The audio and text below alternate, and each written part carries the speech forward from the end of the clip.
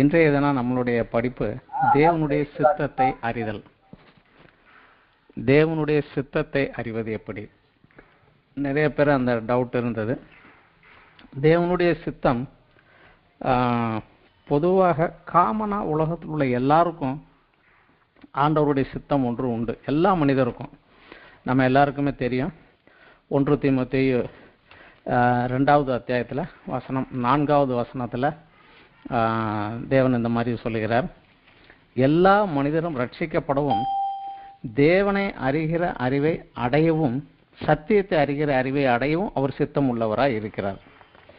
பவுல் எழுதுகிறார், இதில் எல்லா மனுஷரும் ரட்சிக்கப்படவும் சத்தியத்தை அறிகிற அறிவை அடையவும் அவர் சித்தம் உள்ளவராக இருக்கிறார். அதனால எல்லா மனிதருடைய பாவத்திற்கு பிராயச்சித்தமாகவும் இயேசு கிறிஸ்து அனுப்பிச்சிட்டாரு, எல்லா மனிதருடைய பாவங்களுக்காகவும். ஆனால் அந்த பாவம் மன்னிப்பை ரட்சிப்பை பெறணும். ரட்சிப்பை பெற்று அதை பயன்படுத்துவதற்கு சத்தியத்தை அறிகிற அறிவில் வளரணும். ரட்சிக்கப்பட்டால் மட்டும் பத்தாது, ரட்சிக்கப்பட்ட உடனே சத்தியத்தை அறிகிற அறிவில் வளர வேண்டும் என்பது அவருடைய சித்தம். இதே 2 தீமோத்தேயுல 1வது அத்தியாயத்திலே நம்ம கொஞ்சம் அதை படிக்கலாம். 9வது வசனத்தில் பவுல் இந்த மாதிரி தீமோத்தேயுக்கு எழுதுகிறாரு, அவர் நம்முடைய கிரியைகளின்படி நம்மளை ரட்சியாமல் தம்முடைய தீர்மானத்தின்படியும் ஆதிகாலம் முதல் கிறிஸ்து இயேசுவுக்குள் நமக்கு அருளப்பட்ட கிருபையின்படியும் நம்மை ரட்சித்து பரிசுத்த அழைப்பினாலே அழைத்தார் அப்படின்னு போட்டிருக்கு. நிறைய ரெஃபரன்சஸ் உண்டு, நீங்கள் அதை குறிச்சுக்கிட்டு அப்புறம் படித்தா கூட கொஞ்சம் நல்லா தான் இருக்கும். இதே வசனத்தை ஆங்கிலத்தில் வாசித்தா கொஞ்சம் அது வித்தியாசமாக இருக்கும். ஆங்கிலத்தில் நான் வாசிக்கிறேன். 2 தீமோத்தேயு 1வது அத்தியாயம் 9வது வசனம், who has saved us and called us to a holy life, not because of anything we have done, but because of his own purpose and grace. This grace was given us in Christ Jesus before the beginning of time. இதே வசனம் நம்ம தமிழில் படித்ததில் நம்முடைய கிரியின்படி ரட்சிக்காமல் தம்முடைய தீர்மானத்தின்படி, ஆங்கிலத்தில் இது என்ன சொல்லிடுறா, ஹிஸ் ஓன் பர்பஸ் அப்படின்னு சொல்லிடுது. அவருக்கு ஒரு நோக்கம், அந்த நோக்கத்திற்காக என்று சொல்லுறாங்க. ஆதி காலம் முதல் அப்படின்னு நம்ம தமிழில் மொழிபெயர்த்திருக்கிறாங்க. அவங்க என்ன சொல்றாங்க, before the beginning of time, உலகங்கள் சிருஷ்டிக்கப்படுவதற்கு முன்னதாகவே இன்று ரட்சிக்கப்பட்ட ஒவ்வொருவர்களை குறித்து ஆண்டவர் ஒரு திட்டம் வைத்திருந்தார் அப்படின்னு சொல்லி, அதை நம்மை ரட்சித்து பரிசுத்த அழைப்பினாலே நம்மளை அழைத்தார். For holy life holy living, அதற்காகவே நம்மளை அழைத்தார் என்று அவர் சொல்லுகிறார். அதனால தேவனுடைய சித்தம் ரட்சிக்கப்பட்ட எல்லாருக்குமே உண்டு. ரட்சிக்கப்பட்ட எல்லாருக்குமே தேவனுடைய சித்தம் ஒன்று உண்டு. எல்லா மனிதரும் ரட்சிக்கப்பட வேண்டும், காமன். ரட்சிக்கப்பட்டதற்கு பின்பு அவர்கள் ரட்சிக்கப்படுவதற்காக, ரட்சிக்கப்பட்ட பின்பு அவர்கள் சத்தியத்தை அறிந்து வளர்வதற்காக தேவன் சில காரியங்களை வைத்திருக்கிறார். அது உலக தோற்றத்திற்கு முன்னதாக வைத்திருக்கிறார். இது ரட்சிக்கப்பட்டவர்களுக்குரிய அழைப்பு. இதை நாம் கொஞ்சம் விசேஷமாக பவுலினுடைய வாழ்க்கையிலிருந்து நாம் இதை கொஞ்சம் கற்றுக்கொள்ளலாம். பவுலுடைய வாழ்க்கை அப்போஸ்தலர் புஸ்தகத்திலிருந்து 9வது அத்தியாயத்தில் இருந்து நாம் சில வசனங்களை படிக்கலாம். 9வது அத்தியாயத்தில் தான் அவர் இந்த மார்க்கத்தை சேர்ந்தவர்களை கண்டுபிடித்தால் எருசலேமை கொண்டு வரும்படி தமஸ்குவில் உள்ள ஜெபாலயங்களுக்கு நிருபங்களை வாங்கிட்டு போகிறாரு. போகிற போது அவர் தமஸ்கு போகும் முன்னாடி வழியில் வானத்திலேருந்து ஒரு ஒளி பிரயாசித்து அவர் கீழே விழுகிறாரு. அப்போ ஒரு குரல் கேட்குறாரு, நம்ம எல்லாருக்கும் தெரியும், சவுலே சவுலே நீ ஏன் என்னை துன்பப்படுத்துகிறாய்ன்னு. அவர் கேட்குறாரு, ஆண்டவரே நீர் யார்? ஆண்டவர் என்று தெரிகிறது, ஆனால் யாருன்னு தெரியல. அவன் கேட்குறான், நீ துன்பப்படுத்துகிற இயேசு நானே, முள்ளில் உதைக்கிறது உனக்கு கடினமாம் அப்படின்னு சொல்றாரு. உடனடியாக அடுத்த கேள்வி அவன் கேட்குறான், அவன் நடுங்கி திகைத்து. 6வது வசனம், ஆண்டவரே நான் என்ன செய்ய சித்தமா இருக்கிறீர் என்றான். உடனே அடுத்த வார்த்தை அவன் அடுத்த ஸ்டெப்புக்கு போயிடறான், நான் என்ன செய்ய நீர் சித்தமா இருக்கிறீர் அப்படின்னு. ஆனால் ஆண்டவர் சொல்றாரு, நீ எழுந்து பட்டணத்துக்குள்ளே போ, நீ செய்ய வேண்டியது அங்கே உனக்கு சொல்லப்படும் அப்படின்ட்டார். அங்கே சொல்லலை, நீ எந்திரிச்சு போ அப்படின்ட்டாரு. அவன் எந்திரிச்சு போனான். 3 நாட்களாக கண் பார்வை இல்லாமலும் புசியாமலும் குடியாமலும் இருந்தான். அப்போ அந்த பட்டணத்தில் இருந்தான் அனனியா அப்படிங்கிற ஒரு சீசனை ஆண்டவர் தரிசனமாகி, நீ போ, அவன் 3 நாளாக உபவாசம் பண்ணிக்கிட்டு இருக்கிறான், ஜெபம் பண்ணிக்கிட்டு இருக்கிறான், அனனியா தன்மேல் வந்து கையை வைக்கவும் பார்வையடையும் தரிசனம் கண்டான், நீ போ அப்படிங்கிறாரு. அப்போ அனனியா கேட்குறாரு, ஆண்டவரே அவன் எருசலேமில் உள்ளவங்களெல்லாம் பிடிச்சி கொண்டு போய் கட்டி போறாக வந்திருக்கிறான், நீர் அவனை சொல்றீரே என்ன? இல்லை, 15ஆம் வசனம் சொல்றாரு, நீ போ, அவன் புறஜாதிகளுக்கும் ராஜாக்களுக்கும் இஸ்ரவேல் புத்திரருக்கும் என்னுடைய நாமத்தை அறிவிக்கிறதற்காக நான் தெரிந்து கொண்ட பாத்திரமா இருக்கிறான். அவனுக்கு பின்னாடி எனக்கு ஒரு பிளான் இருக்குது. புறஜாதிகளுக்கும் ராஜாக்களுக்கும் இஸ்ரவேல்காரர்களுக்கும் என்னுடைய நாமத்தை அறிவிக்கிறதாக தெரிந்திருக்கிறேன், நீ போ அப்படிங்கிறாரு.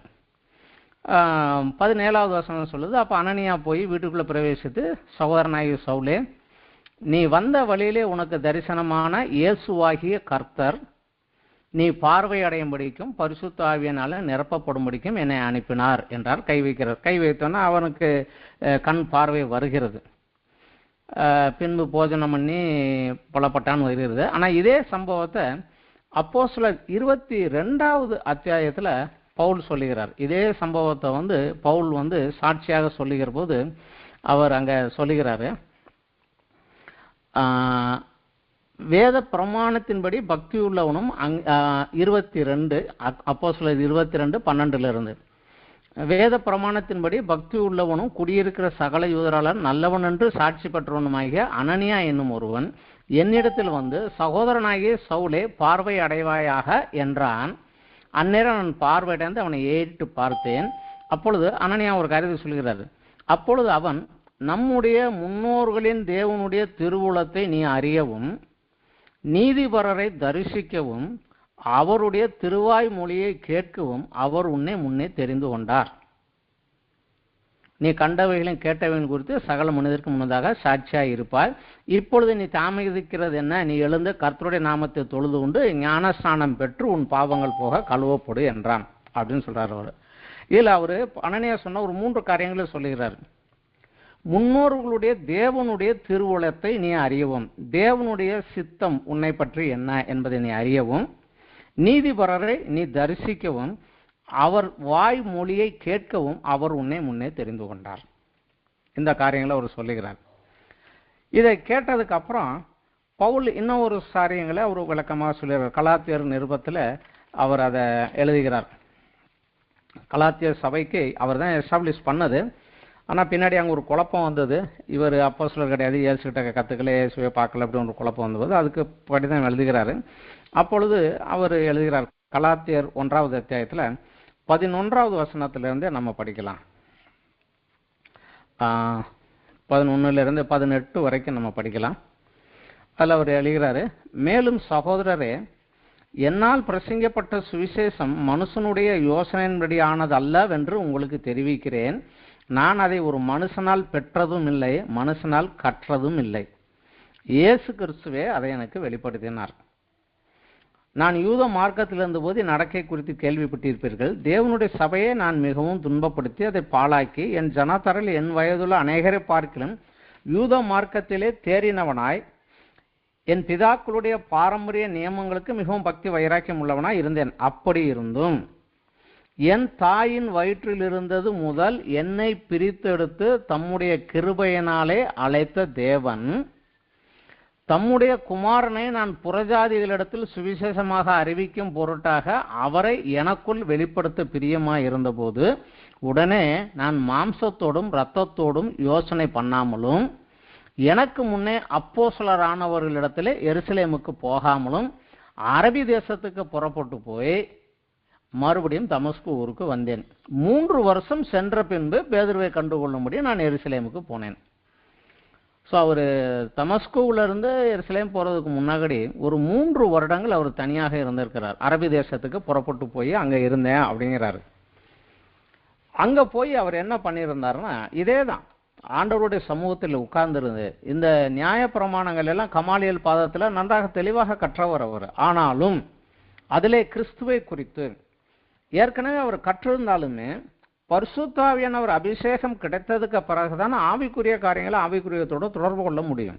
அவர் அதை திரும்ப வாசித்து கிறிஸ்துவனுடைய சமூகத்தில் உட்கார்ந்துருந்தார். அதான் சொல்லுகிறாரு, நான் இதை போய் இந்த பண்ணக்கூடிய சுவிசேஷத்தில் அப்போஸ்தலர்கிட்ட திரும்பி போய் இயேசு உங்களுக்கு என்ன சொல்லி கொடுத்தாரா எனக்கு சொல்லுங்க, நான் கேட்டு கற்றுக்கிட்டு வரல. நான் அரபி தேசத்துக்கு போய் உட்கார்ந்துருந்தேன், கிறிஸ்துவே எனக்கு இதை கற்றுக் கொடுத்தார் அப்படிங்கிறாரு. அவரிடத்தில் உட்கார்ந்திருந்து நான் கற்றுக்கொண்டேன் அப்படிங்கிறார். அதுக்கப்புறம் தான் நான் இங்க வந்தேன் நான் அப்படிங்கிறாரு. அதற்கப்புறம் அவர் திரும்பி தமஸ்கு வருகிறாரு. தமஸ்குல வந்து அப்போஸ்தலர் 9வது அத்தியாயத்துல படிக்கலாம். தமஸ்குல வந்து கர்த்தரே இயேசுவே கர்த்தர் என்று சொல்லி பிரசங்கிக்கிறாரு. அங்க கொஞ்சம் பிரச்சனைகள் வருது. அவர் அடிக்கணும், உதைக்கணும், கொல்லணும்னு பாக்குறாங்க. உடனடியாக அவர் ராத்திரியிலே ஒரு கூடையில வச்சு மதில விட்டு கீழே இறக்கி விடுறாங்க. அவர் அங்கிருந்து எருசலேமுக்கு வராரு. 29வது அத்தியாயம் அப்போஸ்தலர் 9:26. சவுல் எருசலேமுக்கு வந்து சீசரோடு சேர்ந்து கொள்ள பார்த்தான். அவர்கள் அவனை சீசன் என்று நம்பாமல் எல்லாரும் பயந்திருந்தார். அப்போது பர்னபா என்பவன் அவனை சேர்த்து கொண்டு அப்போஸ்தலத்தில் அழைத்து கொண்டு போனான். போய் அவன் கர்த்தரை கண்ட விதத்தையும் அவர் அவனோடு பேசியதையும் தமஸ்குவில் அவன் இயேசுவின் நாமத்தில் தைரியமாக பிரசங்கித்ததையும் சொன்னார். சொன்னதுக்கப்புறம் அவர் எருசலேமில் பிரசங்கம் பண்ண ஆரம்பிச்சிட்டாரு. எருசலேமுக்குள்ளேயும் தகராறு வர ஆரம்பிச்சிருச்சு. தகராறு வந்துச்சு. சரி, அதனால அவரை என்ன பண்ணலாம், அவரை கொலை செய்யறதுக்கு தீர்மானிக்கிறாங்க. சகோதரர் அதை அறிந்து அவனை செசரியாவுக்கு அழைத்து கொண்டு போய் தர்சுவுக்கு அனுப்பிவிட்டார்கள். அவன் சொந்த ஊருக்கே. நீ அங்க போப்பா, இங்க உட்காந்துருந்தேன்னு உன்னை காலி பண்ணிடுவாங்க, போப்பான்னு அனுப்பிச்சு விட்டாங்க. இது போனதுக்கு அப்புறம் பர்னபா திரும்பி இந்த சவுலை தேடி போகிறார். சவுலை தேடி போகிறாரு.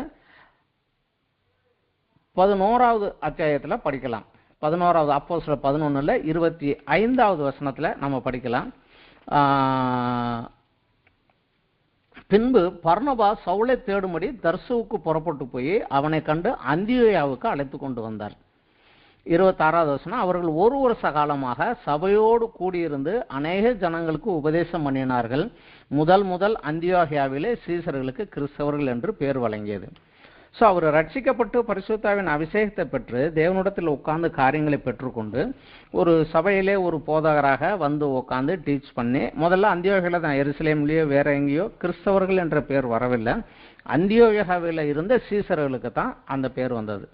என்றால் அவர்கள் கிறிஸ்துவை தலைவராக ஏற்றுக்கொண்டு நடக்கிறவர்கள் என்றால் அதற்கு காரணம் பர்னபா, பவுல் இவங்கெல்லாம் உட்காந்து டீச்சிங் பண்ணனாதான் இந்த காரியங்கள் வளர்ந்தாங்க. இது ஏறக்குறைய எவ்வளவு காலம் ஆகிட்டது? அங்கேயே ஏற்கனவே ஒரு 3 வருடங்கள், இங்கே ஒரு 4-5 வருடங்கள் காலகட்டம் இருக்கும். இவர் வேத வசனத்தை தியானிக்கிறதுலையும் ஜெபம் பண்றதுலையும் டீச் பண்றதுலையும் அந்த சபையில கொடுத்த காரியத்தை செய்து கொண்டே வந்தார். ஆனா அப்போஸ்தலர் 13ல 1வது அத்தியாயத்தில் வருகிற போது, அப்போஸ்தலர் 13ல 1-2ல வந்து நம்ம ஒரு காரியத்தை படிக்கலாம். அந்தியோகியா பட்டணத்தில் உள்ள சபையிலே பர்னபாவும் நிகர் எனப்பட்ட சிமியோனும் சிரேனே ஊரானாகிய லூகியும் கார்பங்கு தேசாதிபதியாகிய ஏரோதுடனே கூட வளர்க்கப்பட்ட மனாயினும் சவுலும் தீர்க்கதரிசிகளாயும் போதவர்களாயும் இருந்தார்கள். அவர்கள் கர்த்தருக்கு ஆராதனை செய்து உபவாசித்து கொண்டிருந்த போது பர்னபாவையும் சவுலையும் நான் அழைத்த ஊழியத்திற்காக அவர்களை பிரித்து விடுங்கள் என்று பரிசுத்த ஆவியானவர் திருவுளம் பற்றினார். அப்பதான் முதல் மிஷனரியாக புறஜாதிகள் மத்தியில மிஷனரிகளாக முதலாக பர்னபாவும் பவுலும் கிளம்புறாங்க. இது வந்து ஆண்டவர் சொல்றார். இது வந்து ஸ்பெசிபிக் வில். பவுலை குறித்து அவன் பிறப்பதற்கு முன்னதாகவே தேவன் வைத்திருந்த திட்டம். அந்த திட்டத்திற்காக அவன் பிறந்ததிலிருந்து கமாலியின் பாதத்தில் கற்றுக்கொள்ளக்கூடிய சந்தர்ப்பத்தை உருவாக்கி கொடுத்தாரு. ஓல்ட் டெஸ்டமென்ட் நல்லா படிச்சிருந்தாரு. ஆனா அவரை ரட்சிப்பின் அனுபவத்துக்குள்ள கொண்டு வந்து உடனடியாக விடல. அவரை பரிசுத்தாவின் அபிஷேகம் பண்ணி கிறிஸ்துவனுடைய பாதத்தில் உட்கார்ந்து அவர் இந்த காரியங்களை கற்றுக்கொண்டு வளர்ந்து ஒரு சபையிலே இது போதகங்கள் பண்ணி கொண்டு இருந்த போது ஆண்டவர் அவரை பிரித்து எடுக்கிறார். உனக்கென்று நான் ஒரு வேலை வைத்திருக்கிறேன், இதை நீ செய்ய வேண்டும் என்று அவரை தனியாக பிரித்து எடுத்து கிளப்பி அனுப்புகிறார். இது ஸ்பெசிபிக் வில். முதலிலே எல்லா மனிதரும் ரட்சிக்கப்பட வேண்டும், காமன். ரட்சிக்கப்பட்டவர்கள் சத்தியத்தை அறிகிற அறிவிலே வளர வேண்டும். ரட்சிக்கப்பட்டவர்களை குறித்து தேவனுடைய சித்தம். அந்த சத்தியத்தை அறிகிற அறிவிலே வளர்கிற போது உன்னை நான் ரட்சித்ததுக்கு பின்னாடி எனக்கு ஒரு காரணம், ஒரு நோக்கம் இருக்கிறது. இதை நீ மாத்திரம்தான் செய்ய முடியும், வேற யாரும் செய்ய முடியாது. அந்த வேலையை செய்யென்று அந்த தனிப்பட்ட எனக்கு மாத்திரம் தேவனிடத்தில் உள்ள ஸ்பெசிபிக் வில் தேவன் அந்நேரத்தில் வெளியப்படுத்துவார். இதை நாம் கற்றுக்கொண்டு வளர வேண்டும் என்கிறத வந்து பவுலும் வந்து விரும்புகிறார். ரோமர் 12வது அத்தியாயத்தில் நம்ம எல்லாருக்குமே நன்றாக தெரியும். ரோமர் 12ல 2வது வசனம் மிக தெளிவாக அவர் எழுதுகிறார். 1:2 வந்து 1வது வசனத்துல சொல்லுகிறார், சகோதரரே உங்கள் சரீரங்களை பரிசுத்தமும் தேவனுக்கு பிரியமான ஜீவபலியாக ஒப்பு கொடுக்க வேண்டும் என்று தேவனுடைய இரக்கங்களை முன்னிட்டு உங்களை வேண்டிக் கொள்கிறேன். இதுவே நீங்கள் செய்யத்தக்க புத்தியுள்ள ஆராதனை. ஆனா 2வது வசனம், நீங்கள் இந்த பிரபஞ்சத்திற்கு ஒத்த வேஷம் தெரியாமல் தேவனுடைய நன்மையும் பிரியமும் பரிபூரணமுமான சித்தம் இன்னதென்று பகுத்து அறியத்தக்கதாக உங்கள் மனம் புதிதாகிறதுனாலே மறுரூபம் ஆகுங்கள் அப்படிங்கிறார். ஸோ தேவனுடைய நன்மையும் பிரியமும் பரிபூரணமான சித்தம் இன்னதென்று, என்னை குறித்து தேவனுடைய பரிபூரணமான சித்தம் இன்னதென்று, அது தேவனுக்கு பிரியும், எனக்கும் பிறருக்கும் நன்மையை கொடுக்கும். அந்த சித்தம் என்னதென்று நான் பகுத்து அறியத்தக்கதாக என் மனம் புதிதாகிறதுனாலே மறுரூபம் ஆகுங்கள் அப்படிங்கிறார். ஆனா இது வந்து சத்தியத்திலே வளர வளர வளர வளர, கிறிஸ்துவுக்குள் வளர வளர வளர நமக்கு இந்த காரியங்கள் வந்து நாம் அந்த தனிப்பட்ட சித்தத்தை செய்ய தயாராகிற போது ஆண்டவர் அதை நமக்கு அறிவிப்பார். எப்பொழுதுமே ஆண்டவர் முழுசாக ஒரு பிளானை நம்ம ரட்சிக்கப்பட்ட அன்னைக்கே கையில் கொடுக்கறது இல்லை. நாம் எவ்வளவு அவருக்கு கீழ்ப்படிந்து வசனத்தில் தியானம் பண்ண டிவோஷன் பண்ண உட்காடுறோமோ அப்போ தான். ஏன்னா எல்லாரும் ரட்சிக்கப்படவும் அதோட உடலை சத்தியத்தை அறிகிற அறிவை அடையவும், சத்தியத்தை கற்றுக்கொள்ள வேண்டும். அதை கற்றுக்கொள்வதற்காக இயேசு கிறிஸ்து பிதாவிடத்தில் பரிந்து பேசி பரிசுத்த ஆவியானவரே நம்ம கொடுத்துருக்கிறாரு. சத்திய ஆவியாகி அவர் வருகிற போது சகல சத்தியத்துக்குள்ளும் உங்களை வழிநடத்துவார்.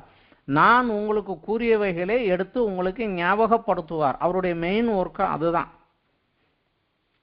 தேற்றரவாளன், நான் தவறி கீழே விழுகிற போது திருப்பி என்னை தேற்றி எடுத்து என்னை முன்னாடி எந்திரிச்சு ஓடு அப்படின்ற தேற்றரவாளன் என்னை முன்னாடி கொண்டுட்டு போவார். பாவத்தை குறித்தும் நீதியை குறித்தும் நியாய தீர்ப்பை குறித்தும் கண்டித்து உணர்த்துவார். அதில் விசுவாசியாதவர்களே பாவத்தை குறித்தும், விசுவாசித்த நமக்கு நான் உங்களோடு இல்லாததினாலே நீதி இன்னதென்று அவர் உங்களுக்கு சொல்லுவார். கிறிஸ்துவனுடைய ஸ்தானத்தில் அவர் இருந்து இதுதான் நீதி, இதை செய்ய வேண்டும் என்று நமக்கு உணர்த்துவார். அது எப்படி என்றால் வேதத்தை வாசிக்கிற போது அந்த வார்த்தையின் மூலமாக இதை இப்படித்தான் செய்ய வேண்டும், நீ இதை செய்ய வேண்டும், இதை செய்யக்கூடாது என்று அந்த வார்த்தையில நமக்கு கண்டிப்பாக எடுத்து கொடுத்து உணர்த்துவார். அதில் நாம் வளர்ந்து போக வேண்டும் என்று எதிர்பார்க்கிறார். வேதத்தில் ரட்சிக்கப்பட்டவர்களை குறித்து தேவனுடைய சித்தம் அப்படின்னு சில காரியங்கள் உண்டு. அதில் சில காரியங்களை நம்ம பார்க்கலாம். எபேசியர் 1வது அத்தியாயத்திலே 6வது வசனம் சொல்லுகிறது, தம்முடைய தயவுள்ள சித்தத்தின்படியே நம்மை இயேசு கிறிஸ்துவின் மூலமாய் தமக்கு சுவிகார புத்திரராகும்படி முன்குறித்திருக்கிறார். ஏற்கனவே தேவன் நம்மை முன்குறித்திருக்கிறார். எதற்காக என்றால் இயேசு கிறிஸ்துவின் மூலமாக அவருடைய பிள்ளைகளாக முடியாக. இயேசு கிறிஸ்துவை ஏற்றுக்கொண்ட போது அப்பா பிதாவென்று கூப்பிடக்கூடிய புத்திர சுவிகார ஆவியை பெற்றுக்கொள்கிறோம். அப்பா பிதாவென்று பெற்றுக்கிறோம். அப்போ அவரை அப்பா என்று நான் சொல்லுகிற போது அப்பாவுக்குரிய கனமும் மரியாதையும் நான் கொடுக்க வேண்டும். எனக்கு அப்பாவுக்கு பிரியமான காரியத்தை நான் செய்ய வேண்டும். என் அப்பாவுக்கு பிடிக்காத காரியத்தை நான் செய்யக்கூடாது. என் அப்பா எப்படி பேசுவாரோ எப்படி நடப்பாரோ அப்படி நான் நடக்க முயற்சி செய்ய வேண்டும். நம்ம எல்லாருக்கும் தெரியும் யோவான் 1:12, அவருடைய நாமத்தின் மேல் விசுவாசம் உள்ளவர்களாய் அவர்களை ஏற்றுக்கொண்டவர்கள் எத்தனை பேரோ அத்தனை பேரும் தேவனுடைய பிள்ளைகளாகும்படி அதிகாரம் கொடுத்தார். இங்கே அதைத்தான் சொல்லுகிறார். அவருடைய சித்தத்தின்படி நமக்கு அவருடைய புத்திரராகும்படியாக அடையாளம் கொடுத்தார். இதே இது எபேசியர் 2வது அத்தியாயத்தில் 10வது வசனங்கள்ல நமக்கு தெரிஞ்ச நன்றாக தெரிஞ்ச ஒரு வசனம் வந்து 8, கிருபையினாலே விசுவாசத்தை கொண்டு ரட்சிக்கப்பட்டவர்கள், இது உங்களால் உண்டானதல்ல, தேவனுடைய ஈவு. ஒருவரும் பெருமை பாராட்டாதபடிக்கு இது கிரியைகளினால் உண்டானது அல்ல. அடுத்த வசனம் தான் முக்கியம். ஏனெனில் நற்கிரியைகளை செய்கிறதற்கு நாம் கிறிஸ்து இயேசுவுக்குள்ளாய் சிருஷ்டிக்கப்பட்டு தேவனுடைய செய்கையாய் இருக்கிறோம். அவைகளில் நாம் நடக்கும்படி அவர் முன்னதாக அவைகளை ஆயத்தம் பண்ணி இருக்கிறார். நாம் செய்த கிரியையின்படி அவர் நம்மளை ரட்சிக்கவில்லை, ஆனால் நற்கிரியை செய்யும்படியாக நம்ம ரட்சித்தார். அந்த நற்கிரியை என்ன அப்படிங்கிறத அவர் சொல்லிட்டார். அவரு அதை ஏற்கனவே ஆயத்தம் பண்ணி வைத்திருக்கிறார். நம்ம என்ன செய்ய வேண்டுமோ அதற்குரிய காரியங்களை எல்லாம் ஆயத்தம் பண்ணி வைத்திருக்கிறார். அதை நாம் எப்பொழுது புரிந்து கொண்டு நாம் தயாராகி ரெடியாகி வருகிறோமோ, மற்ற காரியங்களே தேவனுடைய காரியங்கள், மற்ற காரியங்கள் நாம் வளர்ந்து வளர்ந்து தயாராகி வருகிறோமோ, அப்பொழுது அதை அவர் வெளிப்படுத்துகிறார். உன்னை குறித்து என்னுடைய தெளிவான சித்தம் இதுவே என்று தெளிவுபடுத்துகிறார். இப்ப இதுல நாம வளர்ந்து வர வேண்டும். 1 தெசலோனிக்கேயர் அத்தியாயம் 4:3 வசனம் சொல்லுகிறது, நீங்கள் பரிசுத்தம் உள்ளவர்களாக வேண்டும் என்பது தேவனுடைய சித்தம்.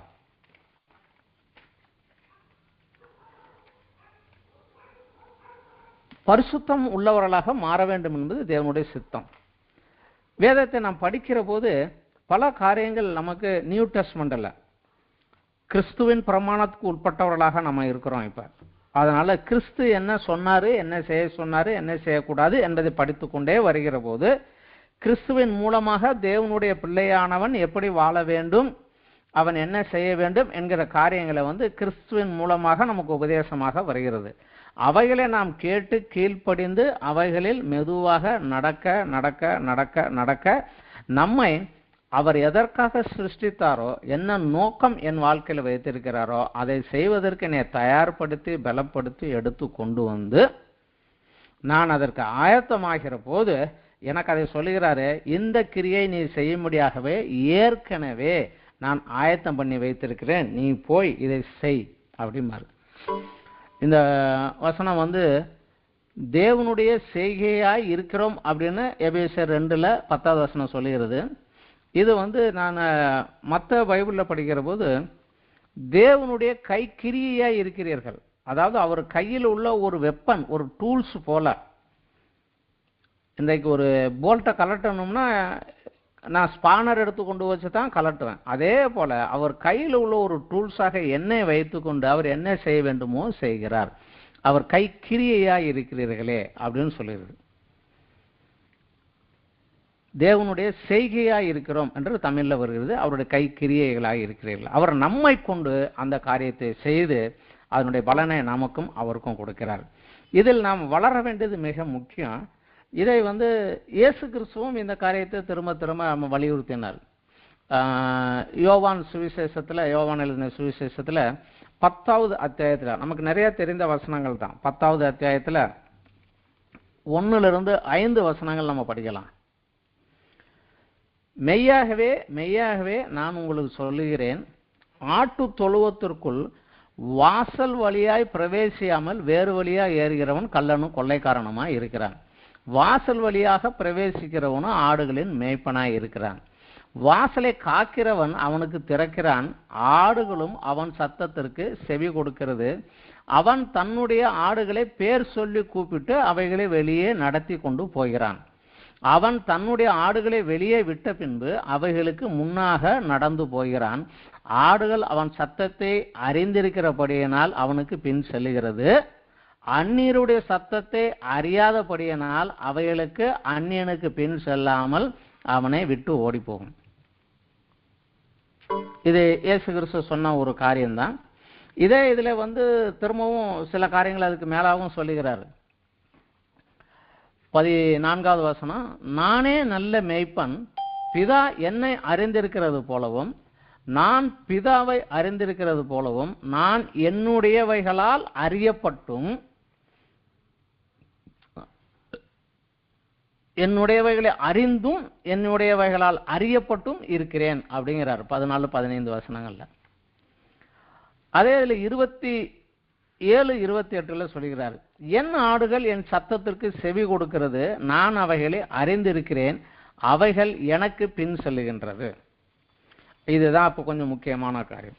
நம்ம ரட்சிக்கப்பட்டதுக்கு அப்புறம் இந்த நிருபங்கள் சுவிசேஷ புஸ்தகங்களை வாசித்து வாசித்து வாசித்து அதிலே இருந்து தியானம் பண்ணி கிறிஸ்துவனுடைய குரலை கேட்கக்கூடிய ஒரு அனுபவத்திற்குள்ளாக நம்ம வந்திருக்கணும். அவர் தெளிவா சொல்லுகிறாரு, என் ஆடுகள் என்னை அறியும், என் குரலுக்கும் அந்நியனுடைய குரலுக்கும் அவங்களுக்கு வித்தியாசம் தெரியும் அப்படிங்கிறாரு. என்னுடையவைகளை நான் அறிந்திருக்கிறது போல அவைகளும் என்னை அறிந்திருக்கின்றன அப்படின்னு சொல்லுகிறாரு. அவைகள் எனக்கு பின் செல்லுகின்றன.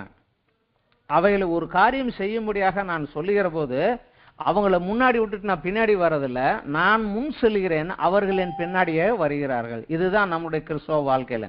அப்படிங்கிற போது அந்த மேய்ப்பனுடைய குரலை நன்றாக கேட்கக்கூடிய அளவுக்கு நம்ம வளர்ந்துருக்கணும். அதற்கு ஒரே ஒரு வழிதான், வேற வழியெல்லாம் கிடையாது. வேதத்தை மனனம் பண்ணுவது, அந்த டிவோஷன் பண்ணி அதை கேட்டு இதில் என்ன சொல்லியிருக்கு என்ன பண்ணியிருக்கு ஆண்டவரிடத்தில் கேட்டு அவரிடத்தில் கேட்டு பெற்றுக்கொள்வது. இது குவைட் டைம் அப்படின்னு சொல்லுவாங்க. இப்போ ஃபாஸ்ட் யுகமாக போனதுனால யாரும் அந்த குவைட்டாக டைம் செலவு பண்ண முடிய மாட்டேங்குது. அதனால் தேவனுடைய குரலை கேட்க முடியாமல் பிறனுடைய குரலுக்கும் தேவனுடைய குரலுக்கும் உள்ள வித்தியாசத்தை தெரியாததுனால அவங்க குழம்பி போயிட்டு கடவுள் பேரால யாரு சொன்னாலும் இது கடவுளுடைய வார்த்தை அப்படின்னு எடுக்கிற மாதிரி ஒரு குழப்பத்துக்குள்ள உள்ள போறதுனால கிறிஸ்தவ வாழ்க்கை ஒரு குழப்பமான வாழ்க்கையாக மாறி போகிறது. ஆனால் பவுல் இந்த காரியத்தை செஞ்சதுனால, ஆண்டவர்கிட்ட உட்கார்ந்திருந்து அவர்கிட்ட கற்றுக்கொண்டதுனால, அவர் ஊழியத்தை செய்து கொண்டிருந்த காலத்தில் ஆண்டவர் பிரித்து எடுத்ததுனால அவர் தன்னை தெரிந்து கொண்டார். என் வாழ்க்கையிலே தேவனுடைய தனிப்பட்ட ஸ்பெசிபிக் வில் என்னன்னு தெரிந்து கொண்டார். அதனால தான் அவர் நிருபங்கள் எல்லாத்திலுமே எழுதுகிறார். 1 கொரிந்தியர் 1:1, 2 கொரிந்தியர் 1:1, எபேசியர் 1:1, கொலோசியர் 1:1, 2 தீமோத்தேயு 1:1 எல்லாத்திலையும் அவர் ஆரம்பத்தில் தேவனுடைய சித்தத்தினாலே அப்போஸ்தலனாகும்படி அழைக்கப்பட்ட பவுல் அப்படின்னு தான் ஆரம்பிக்கிறார். தேவனுடைய சித்தம் அப்போஸ்தலனாகும்படி என்னை அழைத்தார், நான் அதை தெரிஞ்சிருக்கேன், அதை செய்கிறேன், நான் எழுதுகிறேன் என்று அவர் தெளிவுமாக அவர் எழுதுகிறார். இதுல நம்ம வளர வேண்டும் என்பது தேவ சித்தம். அதற்கு பைபிள் டிவோஷன் தான் வேணும், வேற வழி கிடையாது. வேதத்தை படிப்பதும் அதுல கேள்விகள் கேட்பதும் தேவனிடத்திலிருந்து பெற்றுக்கொள்வதற்கும் நம்ம அந்த ஸ்கூல் ஆஃப் ஒர்க்கர்ஸ் மாடல் ஜனவரியில் ஆரம்பித்தோம். அதுல 2வது பாடமே இதுதான், அஸ்திவாரம். கிறிஸ்தவ வாழ்க்கையின் அஸ்திவாரம். நான் சொன்ன இந்த வார்த்தைகளை கேட்டு அவைகளின்படி செய்கிறவன் கற்பாறையின் மேல் வீடு கட்டின புத்தியுள்ள மனிதனுக்கு ஒப்பிடுவேன். மழை வந்தது, காற்றடித்தது, வெள்ளம் வந்தது, அந்த வீடு நிலைத்து நின்றது. ஆனா நான் சொல்லிய வசனங்களை கேட்டு அதன்படி செய்யாவிட்டால் அவன் புத்தியில்லாத மனிதனுக்கு ஒப்பிடுவேன். மழை வந்தது, வெள்ளம் வந்தது, காற்றடித்தது, அந்த வீடு இடிந்து முழுவதும் அழிந்து போயிற்று. அவர் தெளிவாக சொல்றார், நான் சொன்ன வார்த்தையை கேட்டு அதன்படி நீங்கள் செய்ய வேண்டும் அப்படின்ட்டார்.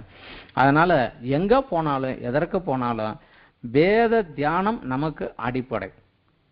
எந்த ஜெனரேஷனுக்கும் எந்த தலைமுறைக்கும் கிடைக்காத அளவுக்கு வேதம் நமது சொந்த பாஷையிலே டிரான்ஸ்லேட் பண்ணி லகுவாக நம்ம கைக்கெல்லாம் வந்து கிடைச்சிருச்சு. அநேக விளக்க உரைகளும் கிடைத்திருக்கு, ஸ்டடி பைபிள்ஸும் நிறைய இருக்குது. அதர் லாங்குவேஜஸ் எனக்கு இது புரியலைன்னா அதில் ரெஃபர் பண்ணி பார்க்குற மாதிரி அதர் லாங்குவேஜஸ் பைபிள்ஸ் எல்லாமே இருக்குது. ஆனால் தியானிக்க நான் உட்காராவிட்டால் அவைகள் எல்லாம் வீண்தான்.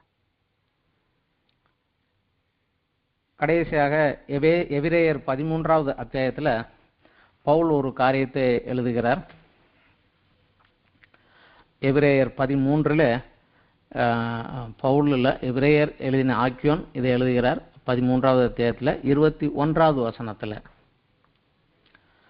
இயேசு கிறிஸ்துவை கொண்டு தமக்கு முன்பாக பிரியமானதை உங்களில் நடப்பித்து நீங்கள் தம்முடைய சித்தத்தின்படி செய்ய உங்களை சகலவித நற்கிரியையிலும் சீர்பொருந்தினவர் ஆக்குவாராக. அவருக்கே என்றென்றைக்கு மகிமை உண்டாவதாக. ஆமென். இயேசு கிறிஸ்துவை கொண்டு தமக்கு பிரியமானதை உங்களில் நடப்பித்து நீங்கள் தம்முடைய சித்தத்தின்படி செய்ய உங்களை சகலவித நற்கிரியைகளினாலும் சீர்பொருந்தினவர் ஆக்குவாராக. அது அவர் செய்வார். அதற்கு நம்ம ஒத்துழைக்க வேண்டும். தீமோத்தேயுக்கு எழுதுகிற போது பவுல் சொல்கிறார், வேத வாக்கியங்கள் எல்லாம் அதற்காகவே நமக்கு கொடுக்கப்பட்டது. தேவனுடைய மனுஷன் தேறினவனாகவும் எந்த நற்கிரியம் செய்ய தகுதி உள்ளவனாகவும் இருக்கும்படி வேத வாக்கியங்கள் தேவ ஆவியினாலே அருளப்பட்டிருக்கிறது அப்படின்னு சொல்லியிருக்காரு. ஸோ இந்த வேதத்தை படித்து தியானிக்க நேரம் கொடுக்காவிட்டால் கிறிஸ்தவ வாழ்க்கை வந்து ஒரு மாயை தான், ஒரு மாயை தான். படிக்கிறதுக்கு நேரம் செலவு பண்ணணும், நானே சொல்லுவேன், கொரோனா பீரியடில் வேலைக்கு யாரையும் போக விடலை, ஆஃபீஸுக்கு யாரையும் போக விடலை. இந்த மாதிரி நேரத்தில் கொஞ்சம் பைபிளில் நிறையா படிக்கிறதுக்கு நேரம் செலவு பண்ணுங்கய்யா அப்படின்னு எல்லார்ட்டையும் சொன்னேன். ஆனால் அது ஒரு சிலர் செஞ்சாங்க, ஒரு சிலர் செய்யலை.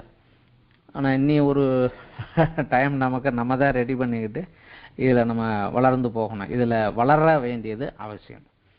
இப்பொழுது அடுத்தபடியாக ஒரு பாயிண்ட் பார்க்கலாம். தேவனுடைய சித்தத்தை அறிய முடியாமல், நான் வேதத்தை படிக்கிறேன் ஆனால் ஆண்டவர் என்கிட்ட பேசுறது இல்லை, அவருடைய குரல் எனக்கு கேட்கல, நான் எவ்வளோ ட்ரை பண்ணுறேன் என்னால் முடியலை, எல்லாரும் சொல்கிறாங்க கர்த்தர் என்னோட பேசினார், நானும் பேசுவார்னு பார்க்குறேன், பேச மாட்டேங்கிறாரு அப்படிங்கிறாங்க. அதற்கு உரிய தடைகள் என்ன அப்படிங்கிறத சில காரியங்களை நம்ம பார்க்கலாம். தேவனுடைய குரலை கேட்பதற்கும் அவருடைய சித்தத்தை செய்ய முடியாமல் போவதற்குரிய தடைகள் என்ன அப்படின்னு. முதலாவது தடை பாவ ஜீவியம். எனக்கு தெரிந்தே நான் ஒரு பாவத்தை செய்து கொண்டே இருந்து கொண்டு தேவனிடத்தில் வேதத்தை எடுத்து என்னோட பேசும் அப்படின்னா அவர் கண்டிப்பாக மாட்டார். நீதிமொழிகள் சொல்லுகிறது, பாவியினுடைய பலி தேவனுக்கு அருவருப்பாய் இருக்கிறது, நீதிமானுடைய ஜெபத்தையும் அவர் விரும்புகிறார். பாவியினுடைய வழிகளும் அவருக்கு அருவருப்பாக இருக்கிறது அப்படின்னு சொல்றார் அவர். இங்க ஏசாயாவில் 59வது அத்தியாயத்தில் 1 இருந்து படிக்கலாம். 1, 2 வசனத்தை நம்ம படிக்கலாம். இதோ ரட்சிக்க கூடாதபடிக்கு கர்த்தருடைய கை குறுகி போகவும் இல்லை, கேட்க கூடாதபடிக்கு அவர் செவி மந்தமாகவும் இல்லை. உங்கள் அக்கிரமங்களே உங்களுக்கும் உங்கள் தேவனுக்கும் நடுவாக பிரிவினை உண்டாக்குகிறது. உங்கள் பாவங்களே அவர் உங்களுக்கு செவி கொடாதபடி அவருடைய முகத்தை உங்களுக்கு மறைக்கிறது. தெரிந்தே ஒரு பாவ வாழ்க்கையில் வாழ்ந்து கொண்டு இருக்கிற போது தேவனே என்கிட்ட பேசும்னா அது அவருக்கும் பரிசுத்த குலைச்சலான்னு ஒரு இடத்துக்குள்ள பரிசுத்தமுள்ள தேவன் வருவது. தெரிந்தே பாவம் செய்து துணிகரமாக செய்து கொண்டே நீங்க கேட்கிற போது அவர் குரலை கேட்க முடியாது. இந்த பைபிளில் உங்கள் அக்கிரமங்களே உங்களுக்கும் உங்கள் தேவனுக்கும் நடுவாக பிரிவினை உண்டாக்குகிறது அப்படின்னு இருக்குது. நாங்கள் உபயோக பண்ணுற மராட்டி பைபிளில் அது ஒரு பெரிய சுவரை போல நிற்கிறதுங்கிறது. எனக்கு முன்னாடி இருக்கவர்கிட்ட நான் ஒரு பேனாவை கொடுக்கலாம், இல்லை அவர்கிட்ட இருந்து ஏதாவது கேட்கலாம். ஆனால் அந்த செவத்துக்கு அந்த பக்கம் ஒருத்தர் உட்காந்துருந்தாருன்னா நான் அவர்கிட்ட எதுவும் கொடுக்க முடியாது, அவர் என்கிட்ட எதுவும் கொண்டு வரவும் முடியாது. பாவம் நமக்கும் தேவனுக்கும் நடுவிலே ஒரு மதில் சுவரை போல எழும்பி நிற்கிறது. அப்படிங்கிற போது அவர் குரலை கேட்க முடியாது. ஸோ தெரிந்தே செய்யக்கூடிய பாவங்கள் இருந்தால் அதை விட்டு மனம் திரும்புங்கள். மனம் திரும்பாத பக்கத்தில் அது கிடைக்காது. இரண்டாவதாக ஒரு காரியம் எமோஷன், நம்முடைய உணர்ச்சிகள்.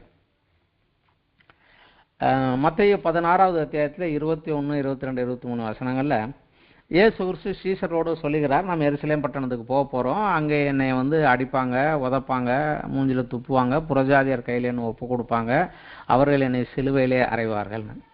அப்பொழுது பேதுரு வேகமாக ஆண்டவரே இது உமக்கு சம்பவிக்கக்கூடாதே என்று அவரை தனியாக இழுத்து கொண்டே போய் அவர்கிட்ட தனியாக பேசுகிறார். அப்போ சொல்லுகிறார் அவர், எனக்கு பின்னாக போ சாத்தானே, நீ தேவனுக்கு ஏற்றவைகளை சிந்தியாமல் மனிதருக்கு ஏற்றவைகளை சிந்திக்கிறாய்.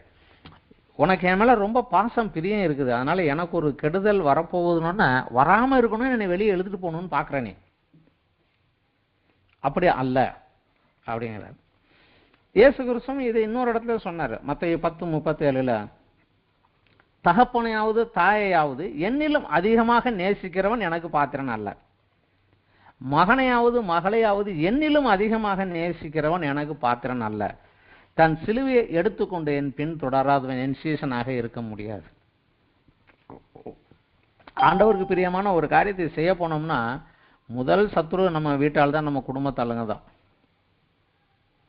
முதல் சத்ரு நம்மளை சுற்றி இருக்கிற நம்ம குடும்பத்தாளுங்க தான். கிறிஸ்துவுக்கு என்று பக்தி வழியில் எதையாவது ஒரு காரியத்தை செய்யணும் நீங்கள் ஆரம்பிச்சீங்கன்னா முதல் தடை அவங்க கிட்ட தான் வரும். அது அவருக்கு நன்றாகவே தெரியும். இந்த எமோஷன் நெருக்கம் அதிகமாக அவரை காட்டிலும் அதிகமாக பிறரை நேசிக்கிறது. இது மூன்றாவதாக ஒரு காரியம் அவிசுவாசம். ஆண்டவர் மேலே அந்த ரட்சிப்பின் மேலே மற்றது மேலே அவிசுவாசமும் கீழ்ப்படியாமையும். அவிசுவாசம் இருந்தாலே கீழ்ப்படியாமை தானாகவே வந்துடும். இது 2 காரியங்கள் உள்ள இருக்கிற போது முடியாது. யோவான் 10வது அத்தியாயத்தில் 26வது வசனத்தில் இயேசு கிறிஸ்து இந்த வார்த்தையை சொல்லுகிறாரு. நான் பல காரியங்களை சொன்னேன், நீங்கள் அதை கேட்கல. ஆனாலும் நான் உங்களுக்கு சொன்னபடியே நீங்கள் என் மந்தையின் ஆடுகளாய் இராதபடியினாலே விசுவாசியாமல் இருக்கிறீர்கள். நீங்கள் என்னை விசுவாசிக்கிறதில்லை, ஏன்னா நீங்கள் என் மந்தையனோட ஆடுகள் அல்ல. அதனால நீங்கள் என்னை கேட்டுக்கிட்டுலாம் இருக்க முடியாதுங்கிறாங்க. அவரை விசுவாசியா விட்டால் அவருடைய மந்தையின் ஆடுகளாக இருக்க முடியாது. அப்படி இல்லாத போது அவர் கூட்டிக் கொண்டு வெளியே கொண்டு வழி நடத்தவும், என்ன வேணும்னு சொல்லிக் கொடுக்கவும், ஆவிக்குரிய ஆகாரங்கள் கொடுக்கவும், நம்மை பாதுகாக்கவும் பலப்படுத்தவும் முடியாது. அவிசுவாசம். 2வதாக லூக்கா 6:46 ஒரு வசனம் சொல்லுகிறாரு, என்னை கர்த்தாவே கர்த்தாவே என்று சொல்லுகிறீர்கள், ஆனால் நான் சொல்லுகிறபடி நீங்கள் ஏன் செய்வதில்லை அப்படிங்கிறார். சும்மா வாய் வார்த்தை தான் கர்த்தாவே கர்த்தாவேன்னு சொல்றீங்க, ஆனா நான் என்ன செய்ய சொன்னனோ அதை நீங்க செய்வதில்லை, ஏன் அப்படின்னு கேட்கிறாரு. ஸோ அந்த அவிசுவாசமும் கீழ்ப்படியாமையும் இருக்கிற போது ஆண்டவரே என்கிட்ட வந்து பேசணும்னா முடியாத ஒரு காரியம். சங்கீதம் 139 எல்லாருக்கும் தெரிந்த சங்கீதம்.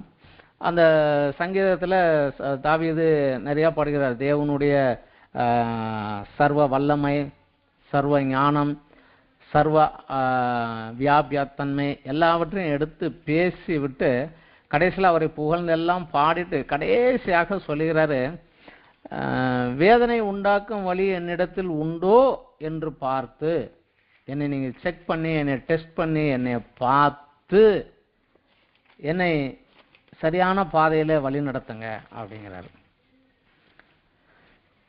சங்கீதம் 139 23, 24 வசனங்கள். தேவனே, என்னை ஆராய்ந்து என் இருதயத்தை அறிந்து கொள்ளும், என்னை சோதித்து என் சிந்தனைகளை அறிந்து கொள்ளும். வேதனை உண்டாக்கும் வழி என்னிடத்தில் உண்டோ என்று பார்த்து நித்திய வழியிலே என்னை நடத்தும். அப்போ அவர் சொல்றாரு, நான் தெரியாம கூட சில நேரங்களில் தப்பு பண்ணியிருந்திருக்கலாம், அதனால என்னை சரியாக என்னை டெஸ்ட் பண்ணி பார்த்து என் சிந்தனைகளை எல்லாம் ஆராய்ந்து அறிந்து என்னை சரியான வழியில் நடத்தும் அப்படிங்கிறது ஒரு ஜெபமாகவே அவர் வைத்திருக்கிறார். உமக்கு கீழ்ப்படியக்கூடிய ஒரு வாழ்க்கையில நான் போகணும், அவிசுவாச வாழ்க்கையில போயிடக்கூடாது என்பது அவர் ஜெபமாகவே அங்கே வைத்திருக்கிறார். 4வதாக ஒரு காரியம், உலக பிரகாரமான காரியங்களிலும் உலக மேன்மைகளும் நமக்கு முதலிடமாக இருக்கிற போது கிறிஸ்துவுக்கு கீழ்ப்படிவது முடியாத காரியம். மத்தேயு 6:24 இயேசு சொல்கிறாரு, 2 எஜமான்களுக்கு ஒருவன் ஊழியம் செய்ய முடியாது. ஒருவனை சிநேகிப்பான், ஒருவனை பகைப்பான், ஒருவனை ஏற்றுக்கொள்வான், ஒருவனை தள்ளிவிடுவான். தேவனுக்கும் உலகத்திற்கும் நீங்கள் ஊழியம் செய்ய முடியாது அப்படின்ட்டார். அடுத்ததாக ஒரு காரியம் சொல்லுகிறார். பவுல் சபைக்கு எழுதுகிற போது சொல்லுகிறாரு, கொலோசையர்ல 3வது அத்தியாயம் 1-3 வசனங்களிலே அவர் சில காரியங்களை சபைக்கு சொல்லுகிறார்கள். நீங்கள் மேலானவைகளை தேடும், பூமிக்குரியவைகளை தேடாதீங்க, மேலானவைகளை தேடுங்க. பூமிக்குரிய காரியங்களிலே நீங்க மனசு வைக்காதீங்க. கொலோசையர் 3வது அத்தியாயம் 1, 2, 3. நீங்கள் கிறிஸ்துவுடனே கூட எழுந்தது உண்டானால் கிறிஸ்து தேவனுடைய வலது பாரிசத்தில் வீற்றிருக்கும் இடத்தில் உள்ள மேலானவைகளை தேடுங்கள், பூமியில் உள்ளவைகளை அல்ல, மேலானவைகளையே நாடுங்கள். ஏனென்றால் நீங்கள் மரித்தீர்கள், உங்கள் ஜீவன் கிறிஸ்துவுடனே தேவனுக்குள் மறைந்திருக்கிறது. நம்முடைய ஜீவனாகிய கிறிஸ்து வெளிப்படும் போது நீங்களும் அவரோடு கூட மகிமையிலே வெளிப்படுவீர்கள். ஸோ அவர் வெளிப்படுகிற போது மகிமையின் சரீரத்தை நம்ம கொடுத்து மேலே கொண்டுட்டு போயிடுவார். அங்கே தான் நம்ம போக போகிறோம். இங்கே பூமிக்குரிய காரியத்தை நீங்கள் தேடாதிருங்க. இதில் 1வது வசனம் சொல்லி, நீங்கள் கிறிஸ்துவுடனே எழுந்தது உண்டானால், கிறிஸ்துவுடனே எழுந்தது என்றால் என்னங்கிறது 2வது அத்தியாயத்தில் 12வது வசனம் சொல்லுகிறது. ஞானஸ்நானத்தினாலே அவரோடு கூட அடக்கம் பண்ணப்பட்டவர்களாகவும் அதிலே அவரை மரித்தோரிலிருந்து எழுப்பின தேவனுடைய செயலின் மேலுள்ள விசுவாசத்தினாலே அவரோடு கூட எழுந்தவர்களாகவும் இருக்கிறீர்களே. அப்படி நீங்கள் கிறிஸ்துவோடு எழுந்தது உண்டானால் மேலானவைகளை தேடுங்க. நீங்க இந்த பூமிக்குரியவங்க கிடையாது, அதை தேடுங்க, நீங்க அதை பாருங்க அப்படின்னு சொல்லுகிறார். இந்த காரியத்திலே நம்ம வளருவது வந்து கொஞ்சம் முக்கியமான ஒரு காரியங்கள் தான். 2 எஜமான்களுக்கு நம்ம வேலை செய்ய முடியாது. 1 யோவான்ல வந்து யோவான் இதிலே எழுதுறார் அவர் 2வது அத்தியாயத்தில், உலக சிநேகிதம் தேவனுக்கு விரோதமான பகை என்று அறியீர்களா. அவர் தெளிவாக நம்ம சொல்றார், உலக சிநேகிதம் தேவனுக்கு விரோதமான பகை. அதனால உலகத்தின் காரியங்கள், உலகத்திலும் உலகத்தில் உள்ளவைகளும் அன்பு கூறாதிருங்கள். ஒருவன் உலகத்தில் அன்பு கூர்ந்தால் அவனிடத்தில் பிதாவின் அன்பில்லை. ஏனெனில் மாம்சத்தின் இச்சையும் கண்களின் இச்சையும் ஜீவனத்தின் பெருமையுமாகிய உலகத்தில் உள்ளவைகள் எல்லாம் பிதாவினால் உண்டானவைகள் அல்ல, அவைகள் உலகத்தினால் உண்டானவைகள். உலகமும் அதன் இச்சையும் ஒளிந்து போகும், தேவனுடைய சித்தத்தின்படி செய்கிறவனை என்றென்றும் நிலைத்திருப்பான். ஸோ உலக பிரகாரமான காரியங்களுக்கு நம்ம முதலிடம் கொடுக்கிற போது தேவனுடைய குரலை கேட்பதற்கும், ஏன்னா இதற்காக எனக்கு அதை கொடுக்கும் அதை கொடுன்னு கேட்டுக்கிட்டு இருப்போம். அவருடைய சித்தம் பரலோகத்தில் நம்ம கொடுக்கறத இங்கே கொடுக்கறது இல்லை. இங்கே உங்களுடைய தேவைகள் என்னோ அதையெல்லாம் கொடுப்பார். அவர் என்ன அழைத்திருக்கிறாரோ, என்ன நோக்கம் வைத்திருக்கிறாரோ அதை செய்வதற்கு உங்களுக்கு என்னென்ன தேவையோ அதை எல்லாத்தையும் கொடுப்பார். அதற்கு மேற்கொண்டு வேற எதுவும் போகிறது. இது வந்து அந்த தடைகள், கிறிஸ்துவுக்குள் அந்த தேவனுடைய குரலை கேட்க முடியாமல், தேவனுடைய சித்தத்தை எனக்கென்று அவர் வைத்திருக்கக்கூடிய சித்தத்தை அறிய முடியாமல் போகக்கூடிய தடைகள் இல்லை. நம்ம நன்றாக ஒரு சில காரியங்கள் தெரிய வேண்டும். பழைய ஏற்பாட்டில் உள்ள காரியங்களை நமக்கு போதனையாக கொடுக்கப்பட்ட சில காரியங்கள் தான். என்னாகமம் 22ல் ஒரு தீர்க்கதரிசியை குறித்து, பிலேயாம் என்கிற ஒரு தீர்க்கதரிசியை குறித்து சில காரியங்களே ஆண்டவர் வந்து சொல்லியிருக்கிறார். அவன் மீதியானுடைய தீர்க்கதரிசியாக ஒரு ஆசாரியனாக இருந்தவன் தான். அவங்ககிட்ட பாலாக் என்கிற மோவாபினுடைய ராஜா வந்து சொல்லிடுறான், அந்த இஸ்ரவேலர்கள் வந்துகிட்டு இருக்கிறாங்க, என் நாட்டை அழிச்சிருவாங்க போல இருக்கு, அதனால அவங்கள சபிக்கணும் வா அப்படின்னு சொல்லி கூப்பிட்டு அனுப்புறாரு. பிலேயாம் அந்த மீதியானுடைய மூப்பர்களையும் மோவாபினுடைய மூப்பர்களையும் அனுப்பி, நான் உனக்கு நிறையா பணம் தரேன் வான்னு சொல்லி கூப்பிட்டு அனுப்புறாரு. அவங்களாம் வீட்டுக்கு வந்திருக்கிறாங்க. இப்போ பிலேயாம் தெளிவாக சொல்லுகிறாரு, ராத்திரி இங்கே தங்கியிருங்க, கர்த்தர் எனக்கு சொல்லுகிறபடி உங்களுக்கு உத்தரவு கொடுப்பேன் அப்படின்னு சொல்றாரு. ஆனால் ராத்திரியில தேவன் வந்து அவர்கிட்ட விசாரிக்க அந்த மனிதர்கள் யார் அப்படின்னு அவன் சொல்றான்.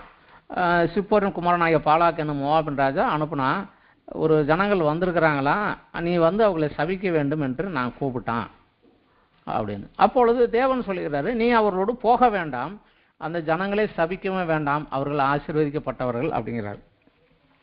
உடனே அடுத்த நாள் சொல்றான், இல்லப்பா ஆண்டவர் உத்தரவு கொடுக்கல, நான் வரமாட்டேன்னு சொல்லிடுறான். அவங்க எல்லாம் போயிடுறாங்க. உடனே ராஜா வந்து இன்னும் கொஞ்சம் பெரிய விசேஷமான ஆளுங்களை அனுப்பி, நான் நிறையா பணம் கொடுத்தேன் அவன் வர சொல்லியா அப்படிங்கிறாரு. அவங்க திருப்பி வந்து கேட்குறாங்க. சொல்கிறான், நான் என்னதான் இருந்தாலும் கர்த்தருடைய மீறி நான் ஒன்றும் செய்ய முடியாது, இருந்தாலும் ஆகிலும் என்னாம 22:10 ஆகிலும் கர்த்தர் இனிமேல் எனக்கு என்ன சொல்வார் என்பதை நான் அறியும்படிக்கு நீங்கள் நீங்கள் ராத்திரி இங்கே தங்கிடுங்க அப்படிங்கிறார். அப்போ திருப்பி ஆண்டவர் கேட்குறாரு, அவர் வந்து கேட்குறாரு, அந்த மனிதர் உன்னை கூப்பிட வந்தால் நீ போ, ஆனால் நான் சொல்கிற வார்த்தையை தான் நீ சொல்லணுங்கிறார். முதலிலே நீ போக வேண்டாம் என்பது பெர்ஃபெக்ட் வில், தேவனுடைய சித்தம். ஆனாலும் உனக்கு அதில் ஒரு இச்சையும் ஒரு சலனமும் அப்படியே ஆடிக்கொண்டே இருக்கிற போது தேவன் அனுமதிக்கிறார், பெர்மிஷன் வில். ஆனால் ரிசல்ட் டேஞ்சர் தான் வருவாங்க. அவன் போனால் 3 இடங்களில் இருந்து பார்த்து தேவன் சொல்கிற வார்த்தைகளை ஆசீர்வாதமாக சொன்னான்.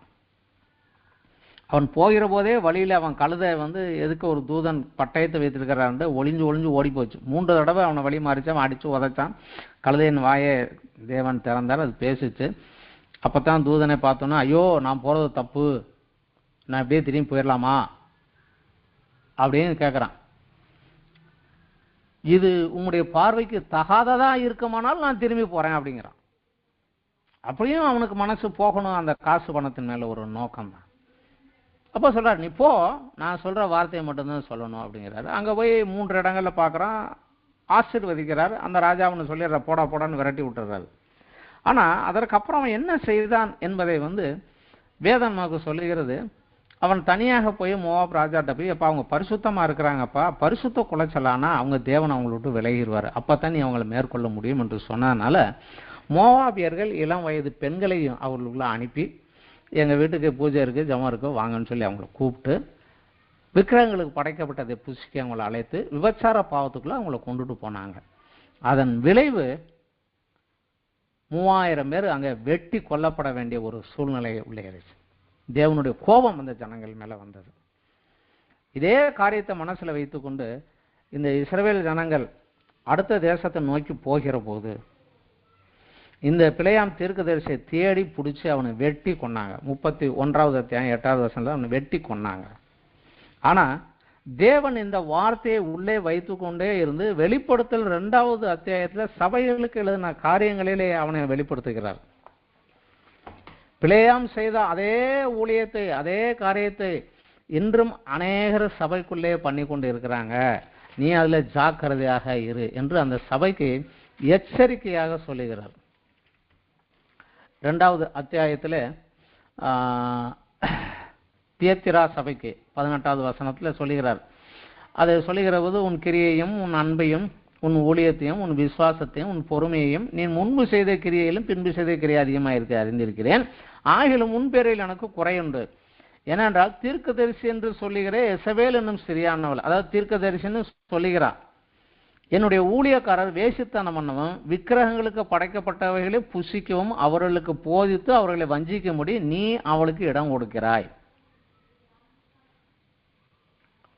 அவளை திருப்பி கண்டித்து சொல்லுகிறார். அதே போல 2வது அத்தியாயத்தில் 14வது காரியத்தில் வசனத்திலையும் பெருகமு சபைக்கும் எழுதுகிறார். ஆகிலும் சில காரியங்களை குறித்து உன் பேரில் எனக்கு குறை உண்டு. விக்கிரகங்களை படைத்தவதை புசிப்பதற்கும் வேசித்தனம் பண்ணுவதற்கும் ஏதுவான இடரலை இஸ்ரவேல் புத்திரர் முன்பாக போடும்படி பாலாக் என்பவனுக்கு போதனை செய்து பிலேயாமுடைய போதகத்தை கைக்கொள்கிறவர்கள் உன்னிடத்தில் உண்டே. ஸோ அது என்ன நடந்தது, அதன் விளைவு என்னாச்சு நாங்கள் எழுதி வச்சிருக்கிறாரு, நமக்கு வார்னிங்கும் கொடுத்துருக்கிறாரு. கிறிஸ்துக்குள் வருகிறவர்களுக்கு முதலான காரியம் அதுதான். நீங்கள் இந்த காரியத்தை விட்டு விலகி ஒதுங்கி போக வேண்டும்.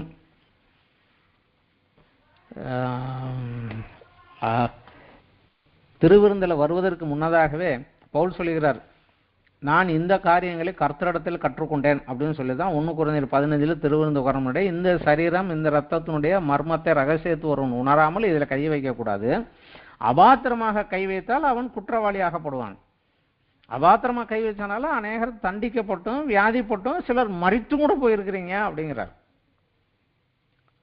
ஞானஸ்தான உடன்படிக்கையில் வருவதுக்கு முதல் கஷ்டம் இதுவே விக்கிரக வணக்கம் பண்ணாதபடிக்கு பிற பூஜைகள் இவைகளை விட்டு வெளியே விக்கிரகங்களை படைக்கப்பட்டதே புசிக்க மாட்டேன், இனி நீர் ஒருவரே தேவன் உண்மையை ஒத்துக்கொள்வேன் என்று வர வேண்டுங்கிறது ஒரு தெளிவான ஒரு கட்டளை. நீ அதுக்குள்ள வராம போனா கொஞ்சம் கஷ்டம்தான். இப்போ இதில் வளர்ந்து வருவதற்கு என்ன செய்ய வேண்டும், தடைகள் என்னன்னு பார்த்துட்டோம். தடைகளிலே அவர் சித்தம் தெரிந்தும் நான் அப்படியே கொஞ்சம் மேலேறி அப்படியே கொஞ்சம் அட்ஜஸ்ட் பண்ணி போகலாம் அப்படின்னு அந்த பண ஆசையோ உலக பிரகாரமான காரியம் நோக்கமாக வைத்து மாறி போகிற போது தேவன் சமயங்களில் விட்டு விடுவார். ஆனால் பின்னாடி நீங்கள் கால் புல்லும் கத்துற போது வரமாட்டார். நீ தெரிந்து எடுத்துக்கொண்டது போ அப்படின்னு விட்டுருவார். இதில் வளராமல் இருக்க வேண்டும் என்றால் செய்ய வேண்டிய காரியங்கள் என்ன, ப்ரேயர் லைஃப்பில் கொஞ்சம் கூட்டணும். ப்ரேயரில் இதை ஒரு பாயிண்டாக வைக்கணும். தேவனே உம்முடைய சித்தம் நிறைவேற என்னை தயார்படுத்தும். இது பரமண்டலங்களில் ஜபத்திலே நமக்கு ஆண்டவர் அதை சேர்த்து தான் கொடுத்துருக்கிறாரு. பரமண்டலங்களிலே உம்முடைய ஜபம் உம்முடைய சித்தம் செய்யப்படுவது போல பூமியிலேயே உம்முடைய சித்தம் செய்யப்படுவதாக. அப்படின்னா வேற ஒன்றும் இல்லை, பூமியிலே உம்முடைய சித்தம் செய்வதற்காக என்னை தெரிந்து கொண்டிருக்கிற ஆண்டவரே, நான் என்ன செய்ய சித்தமாக இருக்கிறேன் எனக்கு சொல்லுங்க, நான் அதை செய்கிறேன் அப்படின்னு ஜெபம் பண்ணணும். நம்ம பல நேரங்களில் அந்த அர்த்தங்கள் புரியாமலே சொல்லிடுறோம். பரலோகத்தில் உம்முடைய சித்தம் செய்யப்படுது, அங்கே தேவதூதர்கள் இருக்கிறாங்க. பூமியில் மனிதன் கையில் கொடுத்துற மனிதனா யாரும் நான் தான் நீர் எங்கள் அப்பா உண்மை வேலை இங்கே நடக்குது, நான் என்னப்பா செய்யணும்னு சொல்லுங்கப்பா, அதை செய்யணும்ப்பான்னு வரணும். அது ஜபத்திலே ஒரு பாயிண்டாக கொடுத்துருக்கிறாரு, நம்ம அந்த ஜபத்துக்குள்ளே கொண்டுட்டு வரணும். இது ஒன்று. இடைவிடாமல் அந்த ஜபம் இருக்க வேண்டும். லூக்கா 18:1 ஒரு விதவையை குறித்து சொல்லுகிறாரு. அவள் காரியம் நடக்கலை, ஒரு நியாயாதிபதி போய் திரும்ப கேட்டுக்கிட்டே இருந்தா. அவன் பாடுறா இவனை தொந்தரவு பண்ணுறான்னு பார்த்தா, அவனே அநீதியான வழி செஞ்சானா இரவும் பகலும் தம்மை நோக்கி கூப்பிடுகிற காரியத்தில் தேவன் செய்யாமல் இருப்பாரோ அப்படின்னு சொல்லிட்டு இயேசு சொல்கிறார், மனுஷகுமாரன் வரும் நாளிலே பூமியிலே விசுவாசத்தை காண்பாரோ அப்படிங்கிறார். இந்த விசுவாசத்தோடு ஜெபம் பண்ணுறவங்க இருப்பாங்களோ அப்படிங்கிறார். அந்த ஒரு காலகட்டத்துக்குள்ளே தான் இப்போ போய்கிட்டு இருக்கிறோம். அதனால் ஜெபத்தில் ஆண்டவருடைய உம்முடைய சித்தம் என் வாழ்வில் நிறைவேறட்டும், என்னை ஒப்பு கொடுக்குறேன், என்னை அதுக்கு வழி நடத்துங்கிற ஜெபம் இருக்கணும். ரெண்டாவது, ஆக்டிவாக கிரமமான வேத தியானம் இருக்கணும். கிரமமாக வேதத்தை தியானிக்காவிட்டால் நம்ம வழி விலகி போவதற்கு, கவுந்து போவதற்கு நிறைய சான்ஸ் உண்டு. அப்போஸ்தலர் 17:11 பர்னபாவும் சவுலும் பவுலும் போய் பெரையா பட்டணத்தில் போய் சொன்னாங்க. பெரையா பட்டணத்தில் உள்ளவர்கள் காரியம் இப்படியா இருக்கிறதா என்று வேதத்தை அனுதினம் ஆராய்ந்து பார்த்ததினாலே தெசலோனிக்கேயரை காட்டிலும் நற்குணசாலிகளாக இருந்தாங்க. அந்த வேதத்தை தியானிக்கிறது தான் நம்மை கிறிஸ்துவை போல மறுரூபப்படுத்தும். அது வேணும். மூன்றாவதாக ஒரு காரியம், கிறிஸ்துவனுடைய பிரமாணத்துக்கு கீழ்ப்படிய வேண்டும். நாம் நியாய பிரமாணத்துக்கு கீழே இல்லை, கிறிஸ்துவன் பிரமாணத்துக்கு உட்பட்டவர்களாக இருக்கிறோம். அதனால நியூ டெஸ்ட்மெண்ட்ல வாசிக்கிற போது, சுவிசேஷங்களிலோ நிருபங்களிலோ வாசிக்கிற போது இப்படி செய்ய வேண்டும் அப்படின்னு பிளெயினா ஓப்பனா ஒரு கட்டளை இருந்தால் அதை கீழ்ப்படியணும். அதை போய் எனக்கு வெளிப்படுத்துங்க ஆண்டவரன்னு கேட்டுக்கிட்டு இருக்க வேண்டாம். கொலை செய்யக்கூடாதுன்னு சொல்லியிருக்கு, ஆனால் உன் சகோதரனை முட்டாளே மூடனே என்று திட்டாதே, திட்டினா நரகத்துக்கு போவேன்னு சொல்லியிருக்காரு. அவ்வளோதான். அதுக்கு மேலே இதுக்கு ஆவிக்குரிய அர்த்தம்னு விளக்கம் கேட்டுக்கிட்டுல இருக்க வேண்டாம். விபச்சாரம் செய்யாதேன்னு சொல்லியிருக்கு, ஆனால் நான் சொல்லிடுறேன், இச்சையோடு ஒரு ஸ்திரியை பார்த்தாய் ஆனாலும் அவன் உன் ஆவியிலே நீ விபச்சாரம் பண்ணியாச்சுன்ட்டாரு. ஸோ அந்த காரியத்தில் ஜாக்கிரதையாக இருக்கணும். இன்றைக்கு அந்த ஒரு காரியத்தில், அந்த பிள்ளையாமோட காரியத்தில், இந்த ஒரு காரியத்தில் பிசாசு நம்மளுடைய ஜனங்களை, வாலிபர்களை, பிள்ளைகளை எல்லாத்தையும் நாசம் பண்ணிட்டு இருக்கிறான். கையில் இருக்கிற மொபைலில் வர்றது எல்லாமே அதுக்கு தான். அது அவர்களை நாசம் பண்ணிவிடும். தெளிவான கட்டளைக்கு கீழ்ப்படிங்க. அடுத்ததாக நான்காவது காரியம், ஒரு காட்லி பீப்புளோட ஃபெல்லோஷிப், முதிர்ந்த வளர்ந்த ஒரு ஆவிக்குரிய ஜீவியத்தில் இருக்கிறவர்களோடு ஐக்கியத்தில் இருக்கவும், அவங்களோட பேசவோ நேரம் செலவு பண்ணவோ நம்ம கொஞ்சம் நேரம் செலவு பண்ணுறது நல்லது. நம்ம இன்றைக்கு நிறைய செய்கிறது ஃபேமஸான ப்ரீச்சர்ஸ், ஃபேமஸான ஆளுங்க, அவங்களுக்கு லெட்டர் எழுதி போட்டு அவங்கள ஜெபம் பண்ண சொல்லி அவங்களுக்காக போயிட்டு, சரி அப்படி இல்லை, உங்கள் பக்கத்துலேயே நிறைய பேர் இருப்பாங்க, நல்ல ஒரு கிறிஸ்தவ வாழ்க்கையில் முதிர்ந்த இதில் இருப்பாங்க. அந்த மாதிரி ஒருத்தரோட ஒரு ஐக்கியம், ஃபெல்லோஷிப் வைத்துக்கொள்வது உங்களுக்கு ஒரு சிக்கல் வருகிற நேரத்தில் அவங்க மூலமாக ஒரு ஆலோசனை தேவன் உங்களுக்கு சொல்ல முடியும். அது ஒரு ஐக்கியம் வைத்துக்கொள்ளலாம். கடைசியாக காரியம், சத்தியத்துக்கு கீழ்ப்படியுங்க. சத்தியம் என்னவாக சொல்லி இருக்குதா, அதுக்கு கீழ்ப்படியுங்க. சத்தியம் இதுதான் அப்படின்னு சொல்லிருச்சு, அதற்கு கீழ்ப்படிய வேண்டாம்.